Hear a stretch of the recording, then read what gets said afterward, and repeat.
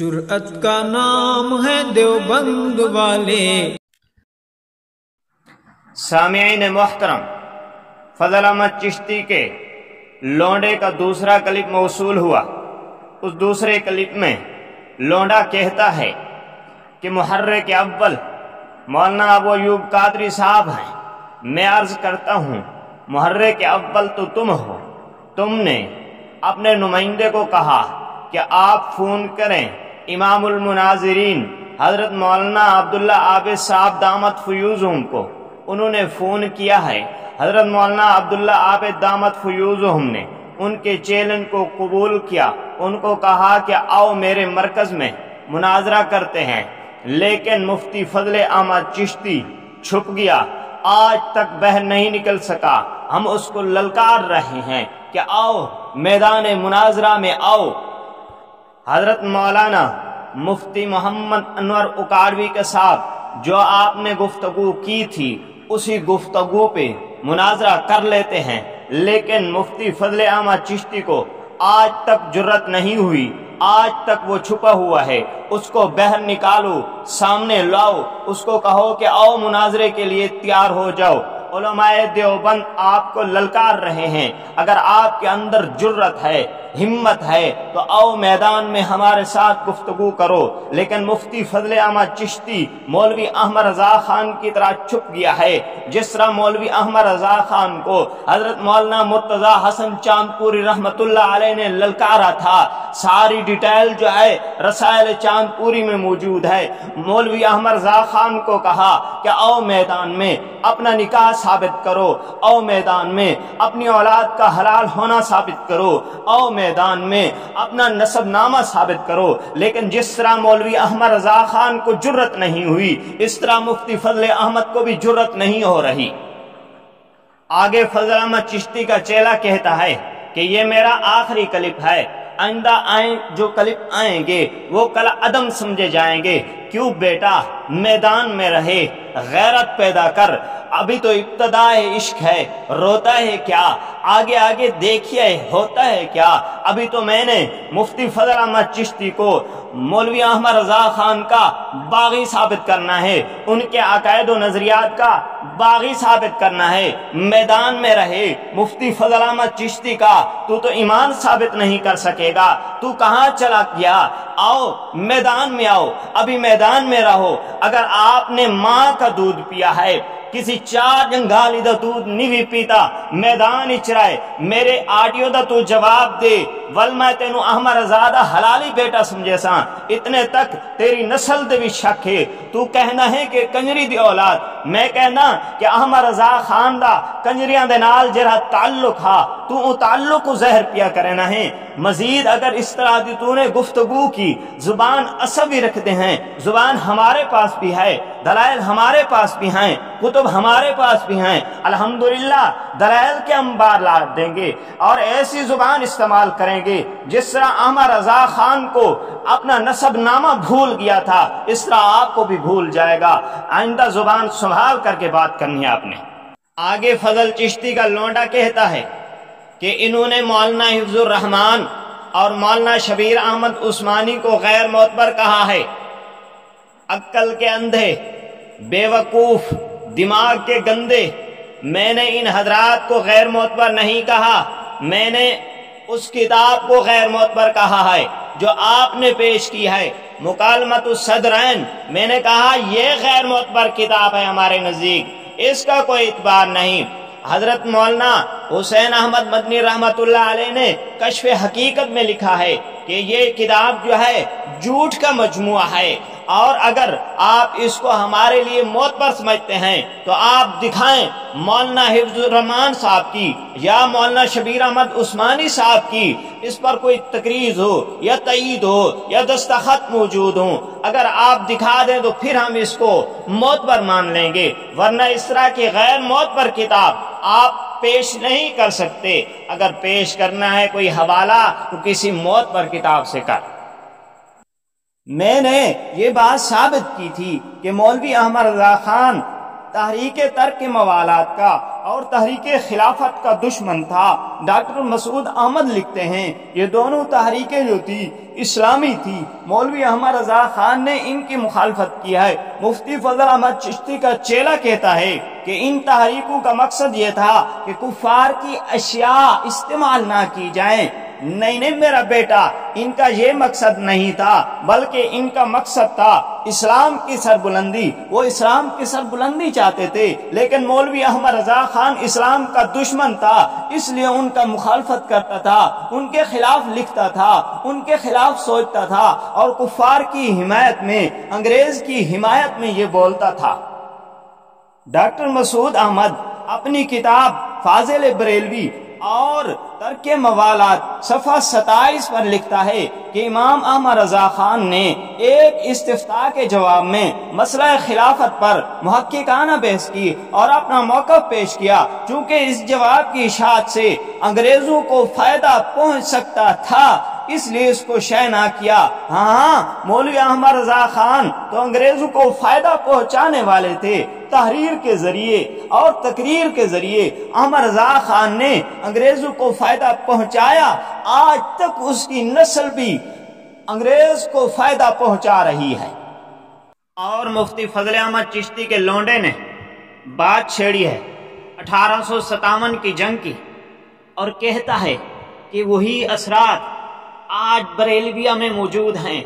آج ہم انگریزی تعلیم کے مخالف ہیں، آج ہم انگریزی قانون کے مخالف ہیں۔ احمد رضا خان والا وہی اثر ہمارے اندر موجود ہے۔ احمد رضا خان تو 1857 کی جنگ میں شامل بھی نہیں تھا۔ اس وقت تو احمد رضا خان کی عمر 1 سال تھی یا 10 ماہ تھی۔ اس وقت تو اعلیٰ حضرت احمد رضا خان تو کرتا اٹھانے میں مصروف تھے۔ وہی کرتا اٹھانے والے اثرات آپ کے اندر تو موجود نہیں ہیں جو محمد رضا خان کے ہیں، جو محمد رضا خان کے اندر موجود ہیں، جس کا فیصلہ مفتی فضل احمد چشتی اپنے جامعہ شرفیہ میں کر رہا تھا، اور کہہ رہا تھا کس کس کے ساتھ لواطت کی ہے، کس کس کے ساتھ بدکاری کی ہے، اور کس کس نے دیکھا ہے۔ آپ کے جامعہ شرفیہ میں یہ حال ہے، اور آپ اس کو جامعہ شرفیہ کے ساتھ تعبیر کر رہے ہیں، کہہ رہے ہیں کہ اس میں شرافت اور بزرگی ہے۔ واہ تمہارا فیض، واہ تمہاری شرافت۔ محمد رضا آئے روز لڑکوں کے ساتھ بدکاری کر رہا ہے، آپ اس کو شرافت اور بزرگی کے ساتھ تعبیر کر رہے ہیں۔ شرم تم کو مگر نہیں آتی۔ چلو، مولوی احمد رضا خان 1857 کے وقت چھوٹا تھا، اس کی عمر چھوٹی تھی۔ مولوی نقی علی خان تو موجود تھا۔ مولوی نقی علی خان کا کوئی کارنامہ سر انجام دیا ہو اس نے تو وہ پیش کر دو۔ لیکن میں دعوے سے کہتا ہوں، بڑے چیلنج سے کہتا ہوں کہ مولوی نقی علی خان نے بھی 1857 کی لڑائی میں حصہ نہیں لیا تھا۔ مولوی نقی علی خان جو اس کے باپ کو زمین الٹ ہوئی تھی، انگریز نے اس کو جو جائیداد الٹ کی تھی، جو ان کو گاؤں الٹ کیے تھے، وہ انہی میں مصروف تھا، اور انہی کے اوپر کیا کر رہا تھا؟ نگرانی کر رہا تھا، ان کا خیال کر رہا تھا۔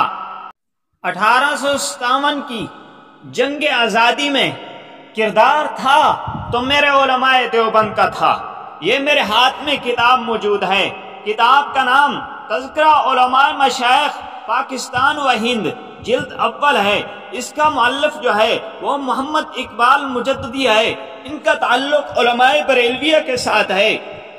1857 میں جب ہندوستان کی برطانوی حکومت کے خلاف عوام صف آرا ہوئے تو کئی مقامات پر علماء اور مشائخ نے اسے جہاد کا درجہ دے کر اس میں خود شمولیت کی۔ ان میں سے تھانہ بھون اور شاملی اور سہارنپور جہاد کی کمان حاجی امداد اللہ ان کے خلفاء نے کی۔ اس موقع پر علماء کرانہ شاملی، دیوبند، گنگو اور ننوتا وغیرہ سے تھانہ بھون پہنچے۔ ایک مجلس شورا منعقد ہوئی جس میں شامل بعض اکابر کے اسماء یہ ہیں: حاجی امداد اللہ مہاجر مکی، حافظ محمد ضامن، مولانا محمد مظہر نانوتوی، مولانا منیر احمد نانوتوی، مولانا قاسم نانوتوی، مولانا رشید احمد گنگوہی، مولانا محمد احسن نانوتوی اور مولانا شیخ محمد تھانوی، ان سب کا تعلق علماء دیوبند کے ساتھ تھا۔ 1857 کی جنگ میں علماء دیوبند شامل ہوئے تھے اور مولوی نکی علی تو اس وقت انگریز کی وہ جائیداد کھا رہا تھا، ان کو وہ ہضم کر رہا تھا۔ مفتی فضل احمد چشتی کا چیلا میں نے یہ بات مان لی ہے کہ 1857 کی جنگ آزادی شروع تھی، ادھر مولوی احمد رضا خان کرتا اٹھائے ہوئے تھا اور اپنا سب کچھ دکھا رہا تھا، رنڈیوں کو دکھا رہا تھا، کنجریوں کو دکھا رہا تھا۔ میں نے مان لیا وہی اثرات آپ کے اندر بھی موجود ہیں، آپ کے محمد رضا کے اندر موجود ہیں، جن کا فیصلہ مولوی فضل احمد چشتی آپ نے جامعہ شرفیہ میں فیصلہ کر کے اس کا فیض جاری کر رہا ہے اور اس کی شرافت کو واضح کر رہا ہے کہ محمد رضا میں یہ شرافت پائی گئی ہے کہ فلاں آدمی کے ساتھ اس نے بدکاری کیا ہے، فلاں آدمی کے ساتھ انہوں نے لواطت کی ہے، فلاں آدمی کے ساتھ منہ کالا کیا ہے۔ یہ سب کچھ اثرات جو تھے آپ کے اندر جو ہیں، یہ احمد رضا خان والے ہم اس کو تسلیم کرتے ہیں۔ باقی آپ لوگوں کے جو تعلقات انگریز کے ساتھ تھے وہ بھی پڑھ لیں۔ یہ میرے ہاتھ میں کتاب موجود ہے، رسائل میلاد محبوب، اس کا لکھنے والا صلاح الدین سعیدی ہے۔ یہ صفحہ نمبر 326 پر لکھتا ہے: انگریز حکومت نے پنجاب میں اپنے مددگار مسلمان جاگیرداروں کے تالیف قلوب کے لیے میلاد النبی کے دن کو 12 وفات سے معصوم کر کے 12 ربیع الاول کے دن تعطیل کا سرکلر جاری کیا ہے۔ چونکہ عام طور پر مسلمانوں کی بے حسی سے یہ دن 12 وفات کے نام سے مشہور ہو چکا، تمہیں تو 12 ربیع الاول دیا بھی انگریز نے ہے اور انگریز کے مددگار تم ہی تھے۔ اور دوسری کتاب میرے ہاتھ میں ہے، کتاب کا نام تذکرہ اکابر اہل السنت ہے اور اس کا لکھنے والا عبدالحکیم شرف قادری ہے۔ صفحہ نمبر 559 پر لکھتا ہے کہ نور بخش توکلی آپ ہی کی مسائی جمیلہ سے متحدہ ہند و پاک میں 12 وفات کے بجائے عید میلاد النبی کے نام سے تعطیل ہونا قرار پائی ہے۔ تمہیں تو 12 ربیع الاول بنا کر یہ انگریز نے دیا ہے کہ اس پر میلاد النبی مناؤ، جشن مناؤ، جھنڈے لگاؤ، جلوس نکالو، یہ سب کچھ تمہیں انگریز نے ہی دیا ہے۔ یہ تمہارے اوپر انگریز کی مہربانیاں ہیں۔ اور مفتی فضل احمد چشتی کا چیلا کہتا ہے کہ دیوبند والوں نے فضل احمد چشتی کو غساخ صحابہ کہا ہے، غساخ اہل بیت کہا ہے۔ میرے بیٹے، ہم نے ابھی تک کوئی حوالہ اپنی طرف سے پیش نہیں کیا، ہم نے تو آپ کی کتاب بریلویہ کی کتاب جہالتیں اور خیانتیں اور تحریفات پیش کی ہے۔ یہ آپ کا اپنا عالم ہے، پیر محمد آصف رضوی ہے، خلیفہ مجاز بریلی شریف ہے۔ انہوں نے مفتی فضل احمد چشتی کو دجال کہا، کذاب کہا، نبی کریم صلی اللہ علیہ وسلم کا غستاخ کہا، خارجی کہا ہے، یزید کہا ہے، ملعون کہا ہے، جاہل کہا ہے، مفتری اعظم کہا ہے، صحابہ کا دشمن کہا ہے، صحابہ کا غستاخ کہا ہے، خارجی لا علم کہا ہے۔ انہوں نے سب کچھ اس کے بارے میں لکھا ہے۔ ہم نے ابھی تک اپنی طرف سے کوئی حوالہ پیش نہیں کیا ہے۔ فضل احمد چشتی کو اپنے گھر کے لوگ خارجی، لا علم، غستاخ صحابہ، غستاخ رسول، یہ سب کچھ لکھ رہے ہیں۔ اس کے علاوہ فضل احمد چشتی پر مولوی احمد رضا خان کے بھی کئی قسم کے فتوے لگتے ہیں۔ فضل احمد چشتی سیاہ خضاب کو جائز لکھتا ہے، پوری کتاب اس پر لکھ دیا ہے۔ مسئلہ سیاہ خضاب، اس پر پوری کتاب فضل احمد چشتی نے لکھی ہے۔ مولوی احمد رضا خان کہتا ہے سیاہ خضاب لگانے والا اپنے نبی کا نافرمان ہے، سیاہ خضاب لگانے والے کا روز قیامت اللہ تبارک و تعالی منہ کالا کریں گے۔ سیاہ خضاب لگانا کافروں کی خصلت اور عادت ہے۔ سیاہ خضاب لگانے والا فرعون کا پیروکار ہے۔ سیاہ خضاب لگانے والا اللہ کا دشمن ہے۔ احمد رضا خان کے نزدیک فضل احمد چشتی نبی کریم صلی اللہ علیہ وسلم کا بھی نافرمان ہے، اور قیامت کے دن احمد رضا خان کے نزدیک ان کا چہرہ کالا کیا جائے گا اور یہ کافروں کے صف میں شامل ہوگا۔ اور یہ فضل احمد چشتی سیاہ خضاب لگا کر کے اس کو جائز لکھ کر کے یہ اللہ کا بھی دشمن ہے، جنت میں بھی یہ نہ جائے گا۔ اسی طرح ایک اور مسئلہ لے لیتے ہیں۔ فضل احمد چشتی امام المناظرین حضرت مولانا ابو ایوب قادری دامت فیوزہم کو فون کرتا ہے اور کہتا ہے السلام علیکم۔ پہلے آپ حضرات سے گزارش ہے کہ مفتی فضل احمد چشتی نے جو سلام کیا ہے اس کو سماعت فرما لیں۔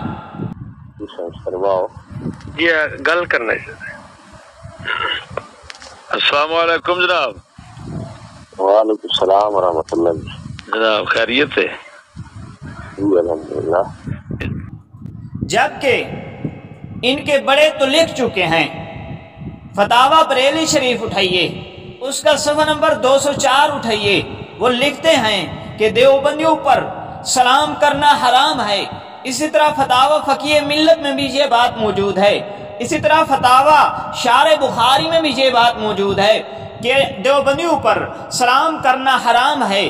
ان کی ایک اور کتاب ہے رشد الایمان، صفحہ نمبر 91 پر موجود ہے کہ جو آدمی دیوبندیوں پر سلام کرتا ہے وہ کافر ہو جاتا ہے۔ تو مفتی فضل احمد چشتی حضرت امام المناظرین پر سلام کرتا ہے، جب انہوں نے سلام کیا تو ان کے فتوے کی وجہ سے یہ کافر ہو گیا۔ میں آخری گزارش کروں گا مفتی فضل احمد چشتی صاحب سے، مفتی صاحب آپ کو آپ کے شاگرد امام الغیرت کا لقب دیتے ہیں، آپ کو تو غیرت کر کے میدان مناظرے میں آ جانا چاہیے تھا۔ آپ پہلے بھی بھاگ گئے ہیں، آپ اب بھی تیار نہیں ہو رہے مناظرے کے لیے۔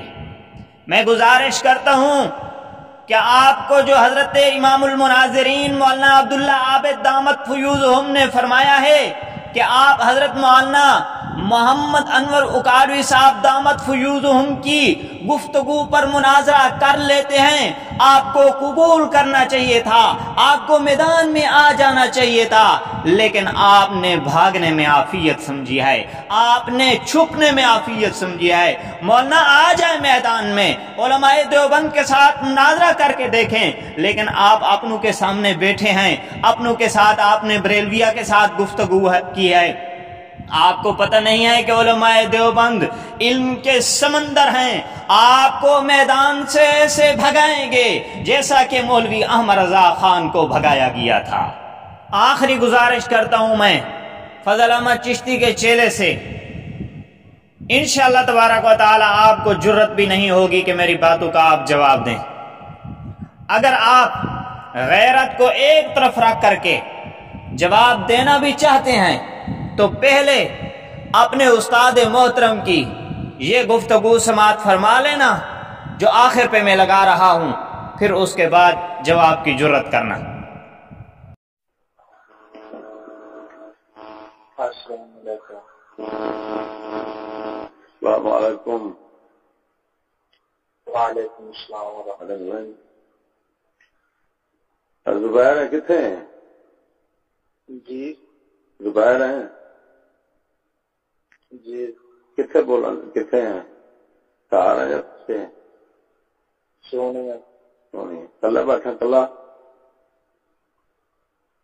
ہاں جی کلا بیٹھا ہے؟ آواز میں کہ کلیاں بیٹھا ہے؟ ہاں جی پچھانے مینوں؟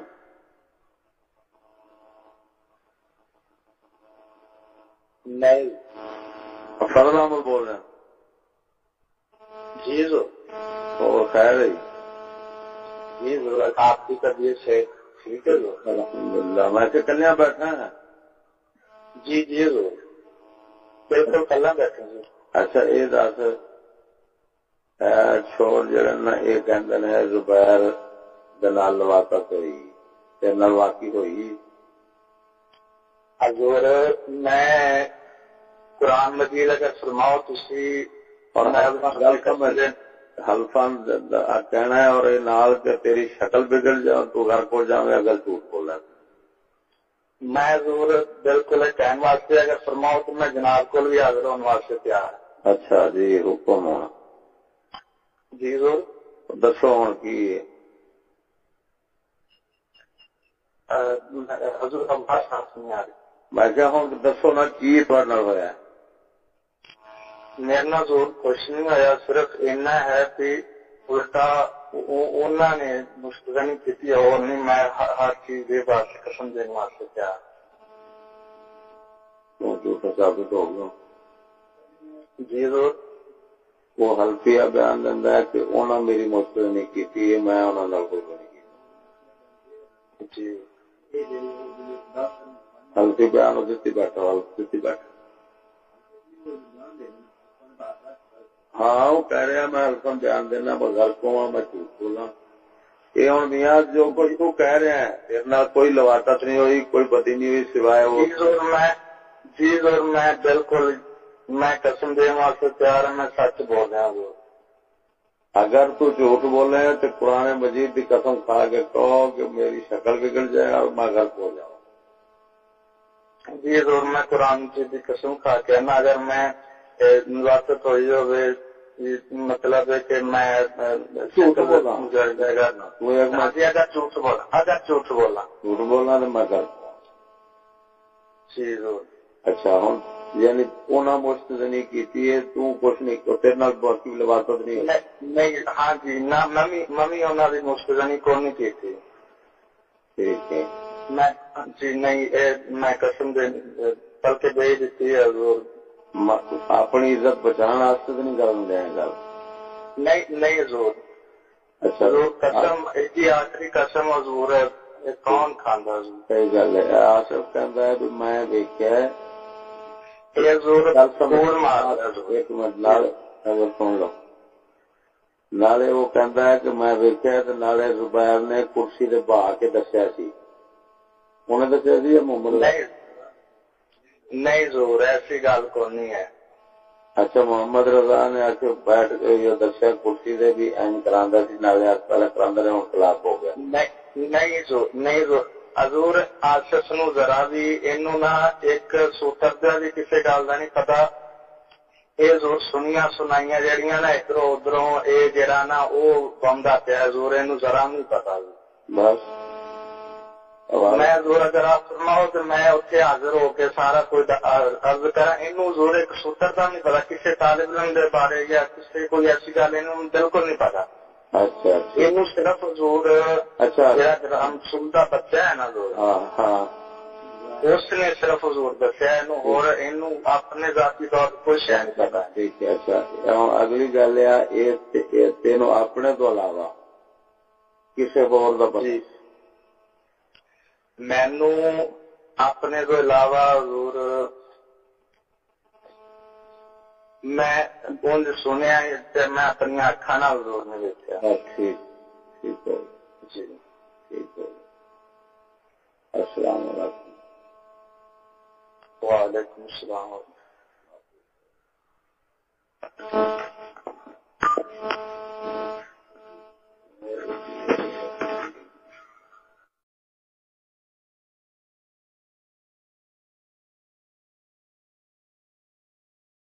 کتب بن گیا جی وہ فلانے جی 70 سال کی کنجری سی فلانے فقیر نظر جو پائی ولی ہو گئی. 70 سال کنجری سی جی مرن لگی تو انہیں آخیا نال دنوں میرے پیر کے قابل تو ہٹا دے یہ تو گستاخی نہ ہوگی. اس حال جو ایمان ہو گیا اس اینی گل نہ آئی. بغض جڑا ہے یہ بھی وہ ذاتی صفت وہ جہد بغض رکھتا ہے انہوں نے کی فائدہ نہیں دیتی پاویں ساری زندگی کی رکھے وہ برائی نقصان نہیں کرتی. یہ اللہ تعالی بارے اٹل گلا نے جہاں صوفیاء کرام اولیاء سب کر دیتے ہیں. مینو تو لگتے ہیں وہ جائے آپ لگنے خود وہ جائے اصا بونڈ پڑا کے بھی جہنم میں جانا ہے، انہیں پار کے بھی جنت میں ڈول جانا، ہوں کی کریے؟ شریعت کا حکم جو ہے مثال کے طور شریعت پاک بھی تو کوئی چیز ہے تو شریعت پاک کا حکم آپ نہیں سکتے۔ اللہ تبارک و تعالیٰ جی اگلے نو جنت لے جانا ہے، انہیں کسی ویلے بھی انہوں توبہ دے دیں گی، کسی ویلے وہ ایسی رحمت کرنی ہے 40-17 روپے اپنی مان کر چلتے رہنا چاہیے ہے امید کی رحمت کی امید کا بدے پھر اپنے مطابق چلتے رہنا چاہیے۔ ڈرتے نے ولی کوئی پتہ نہیں، ولی بھی ڈرتے نے خاتمہ اتنا ہو جائے، خاتمہ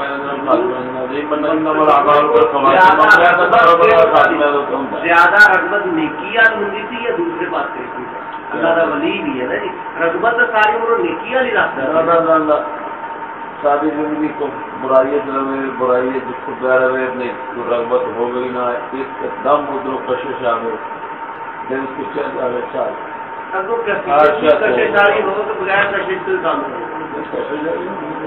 لیکن ماحول بنانا ہی ہے، یہ کہنا کہ اس کی برائی کی وجہ سے اس کے اوپر اس سے نفرت رکھنا، یہ تو شریعت کی طرف سے حکم ہے نا، یہ تو ایمان کا ہے حکم ہے، لیکن یہ آخنا بھی وہ یہ سمجھنا کہ وہ پیڑ میں چنگا وا ایک وہ تو سمجھ نہیں رہا اپنے آپ بندے پاپی سمجھ نہیں